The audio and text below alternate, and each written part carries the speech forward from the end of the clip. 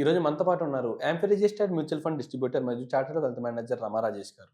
మేమంతా మాట్లాడి నెలలో రిలీజ్ కాబోయే ఎన్ఎఫ్ఓస్ గురించి, వాటి డీటెయిల్స్ గురించి పూర్తిగా వివరాలు తెలుసుకుందాం. నమస్తే మ్యామ్. నమస్తే. మ్యామ్, డిసెంబర్ నెలలో రిలీజ్ కాబోయే ఎన్ఎఫ్ఓస్ ఏమున్నాయని చెప్పేసి మాకు కామెంట్ వచ్చింది. ఎగ్జాక్ట్లీ మనం ఈ వీడియో చేద్దాం అనుకున్నాం, కానీ మన ప్రేక్షకులు ఇంకా ఆతృతతో ఉన్నారు. ఇప్పటికే అసలు ఏ ఎన్ఎఫ్ఓస్ వస్తున్నాయి, ఏ కంపెనీస్ వాటిని రిలీజ్ చేస్తున్నాయి అని వాటి గురించి పూర్తి వివరాలు ఏమైనా చెప్పగలరా? ఈ డిసెంబర్‌లోని ఆల్మోస్ట్ 15 ఎన్ఎఫ్ఓస్ రిలీజ్ అయ్యాయి. 15 అంటే NFOs. ఆల్రెడీ ఇప్పుడు ఈ రోజు మన డేట్‌తో పోల్చుకుంటే ఆల్రెడీ కొన్ని రిలీజ్ అయ్యి డెడ్ అండ్ క్లోజ్ కూడా అయిపోయాయి. ఓకే. ఇప్పటి నుంచి ఎండింగ్ లోపు మనకు ఇంకో 15 ఉన్నాయన్నమాట. చాలా ఓ. ఎన్ఎఫ్ఓస్ రిలీజ్ అయ్యాయన్నమాట. మ్మ్. So again NFO first video మనం ఏదైతే చేసామో మ్మ్. డీటెయిల్‌గా అది చూడని వాళ్ళు ఆ వీడియో చూసిన తర్వాత ఇక్కడికి రండి. సో దట్ ఇంకా క్లియర్‌గా అర్థమవుతది. మ్మ్. ఓకే. అండ్ ఇంకొకటి, ఎన్ఎఫ్ఓస్‌లో మనం ఇన్వెస్ట్ చేసే ముందు కొన్ని పాయింట్స్ మైండ్‌లో పెట్టుకోవాలి. ఓకే. బికాజ్ ఎన్ఎఫ్ఓస్‌కి మనకి ఎలాంటి పాస్ట్ హిస్టరీ ఉండదు. మ్మ్. సో పాస్ట్ హిస్టరీ ఉండనప్పుడు మనం రీసెర్చ్ ఎక్కువ చేయాల్సి ఉంటుంది. ఇది Exactly. కైండ్ ఆఫ్ ఏంటంటే మనం గెస్ చేస్తున్నాం వర్కౌట్ అవుతుందా లేదా అన్న పాయింట్‌లోని. సో రీసెర్చ్ ఎక్కువ చేసుకొని మన గోల్స్‌కి అవి అలైన్ అవుతున్నాయా లేదా మ్మ్. అన్న పాయింట్‌లోని మనం ట్రీట్ చేసే ఇన్వెస్ట్‌మెంట్స్ చేసుకోవాలి. ఓకే. అండ్ ఇంకొకటి, ఎన్ఎఫ్ఓస్‌లోని రిటర్న్స్ రావడానికి టైం పడతది. మ్మ్. సో కంపల్సరీగా ఎన్ఎఫ్ఓలో ఇన్వెస్ట్ చేసిన వాళ్ళు లాంగ్ టర్మ్ అంటే మోర్ దాన్ 10 ఇయర్స్ ఉండగలిగితేనే ఇన్వెస్ట్ చేసుకోవడానికి ప్లాన్ చేయండి. లేకపోతే వద్దు.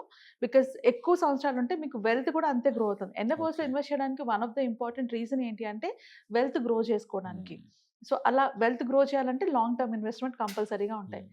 అండ్ ఇప్పుడు ఈ డిసెంబర్‌లో రిలీజ్ అయిన కొన్ని ఎన్ఎఫ్ఓస్‌కి ఎగ్జిట్ లోడ్స్ కూడా లేవు. అంటే Okay. ఎగ్జిట్ లోడ్ అంటే మనం అంటే కొన్నిటికి అసలు 0 ఎగ్జిట్ లోడ్స్ ఉన్నాయి. కొన్నిటికి 1 ఇయర్ టైమ్ ఉంది. సో ఎగ్జిట్ లోడ్ లేని మనం ఇన్స్టెంట్‌గా కూడా సెల్ చేసుకోవచ్చు. అండ్ అలానే అన్ని ఓపెన్ ఫండెడ్ అన్నమాట. అంటే లాస్ట్ టైం నేను ఆ వీడియోలో చెప్పాను closed funds and open funds ఉంటాయని. ఇవన్నీ ఓపెన్ ఫండ్స్ అంటే మనం ఎన్ఎఫ్ఓ క్లోజ్ అయ్యాక కూడా దాంట్లో ఇన్వెస్ట్మెంట్స్ చేసుకోవచ్చు. Okay. సో ఎవరైనా ఎన్ఎఫ్ఓ ఓపెన్ అయ్యి కొనిన తర్వాత మళ్ళీ దాన్ని ఇన్వెస్ట్ చేసుకోవాలనుకుంటే కంటిన్యూ చేసుకోవచ్చు. అదొక అడ్వాంటేజ్ ఈ ఎన్ఎఫ్ఓస్‌తో ఉన్నవి. మ్మ్. అండ్ వెరైటీ ఆఫ్ ఫండ్స్ ఉన్నాయన్నమాట.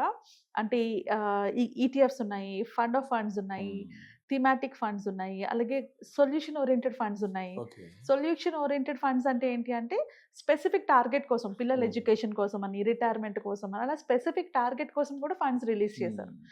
సో ఇన్ డీటెయిల్‌గా నేను ఫండ్స్ ఏంటి, ఎంత మినిమం ఇన్వెస్ట్మెంట్ చేయాలి అవన్నీ ఎక్స్‌ప్లెయిన్ చేస్తాను. Okay, ఏ ma'am. సెక్టర్‌లోకి వస్తుందో అనేసి. Exactly.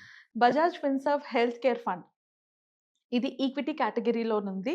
ఇది లాంచ్ డేట్ మనకి 6th డిసెంబర్, 20th డిసెంబర్ వరకు కూడా మనకి ఉంది. అంటే అంతలోపు మనం బై చేయొచ్చు. మ్మ్. అండ్ మినిమం ఇన్వెస్ట్మెంట్ 500తో స్టార్ట్ చేయొచ్చు. Okay. Minimum so investment. ఎవరికైనా ఎన్ఎఫ్ఓ మీద ఎక్కువ డీటెయిల్డ్‌గా నాలెడ్జ్ లేని వాళ్ళు మినిమం ఇన్వెస్ట్మెంట్స్‌తో ఇన్వెస్ట్ చేసి ఒక ఎక్స్‌పెరిమెంట్ అయితే చేసుకోవచ్చు. ఎక్కువగా కాకుండా. మ్మ్.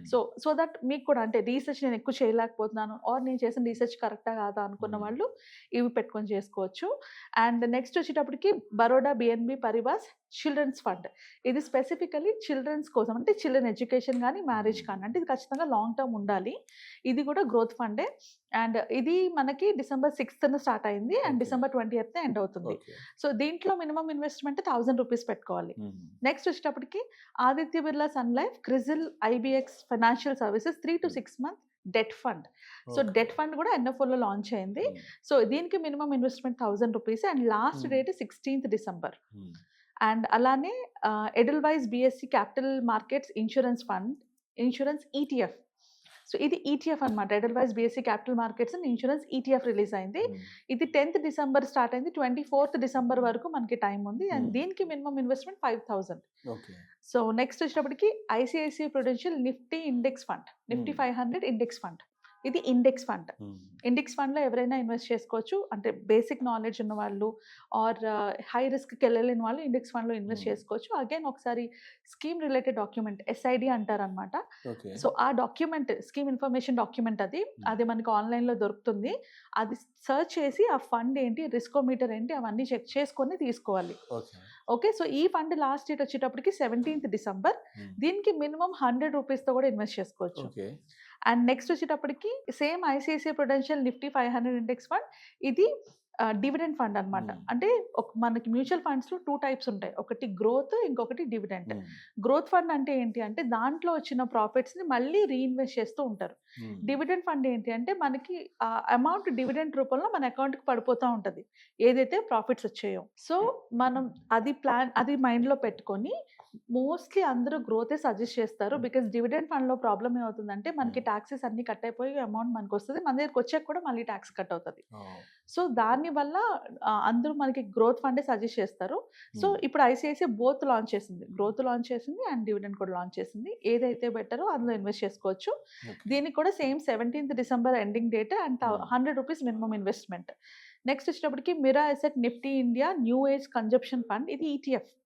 సో, ఈ ఈటీఎఫ్ 12th డిసెంబర్‌న లాంచ్ అయింది అండ్ 20th డిసెంబర్‌కి ఎండ్ అవుతుంది. ఈటీఎఫ్స్ మోస్ట్‌లీ 5,000 మినిమమ్ ఇన్వెస్ట్‌మెంట్ అడుగుతారు. దీనికి కూడా 5,000 మినిమమ్ ఇన్వెస్ట్‌మెంట్.